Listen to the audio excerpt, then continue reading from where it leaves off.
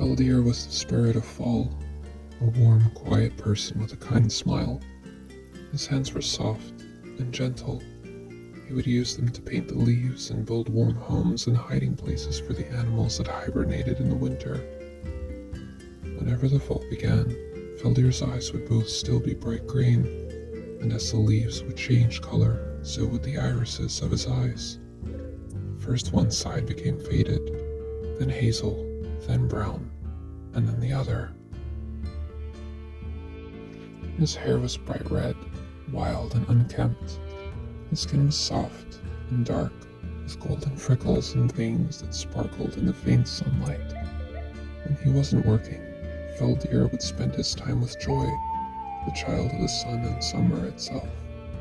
She showed him how to light fires with her body heat, and they would watch the flames together. When the fire had died out, they'd watch the stars. And when the sun came up, they'd watch the world shift and change, and Feldir would try, as every year, not to notice how Joy became a little bit colder and a little less radiant than she was when they had first met at the end of summer. When she was still energetic enough, they would climb trees together and watch the sun set while sitting between the branches. When she started to get tired, he would lend her his paintbrush and watch her change the colors of the world.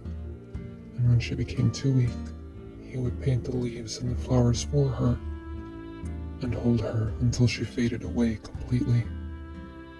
They would meet again the next year, as they always did, but he'd still cry, and as his tears fell, so would the leaves of the trees. He would say his goodbyes to the birds, flying away for the winter, and for a short while, he'd wander around alone in the woods.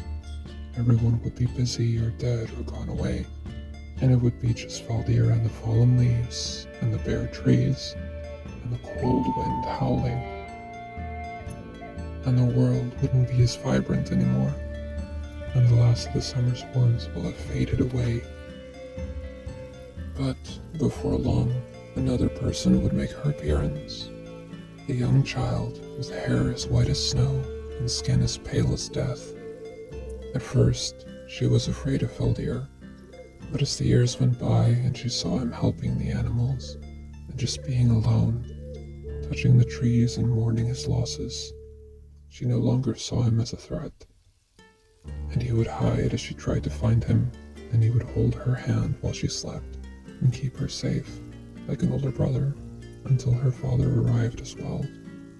He was the final sign that fall was over and that the winter had begun, and he would give Feldir a nod of approval and of thanks before laying his body down beneath a tree next to where he had put a tombstone for Joy.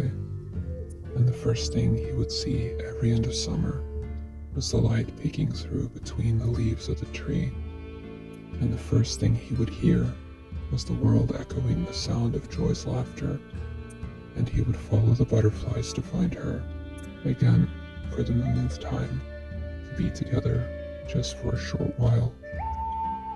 And that is the story of Feldir, the spirit of fall.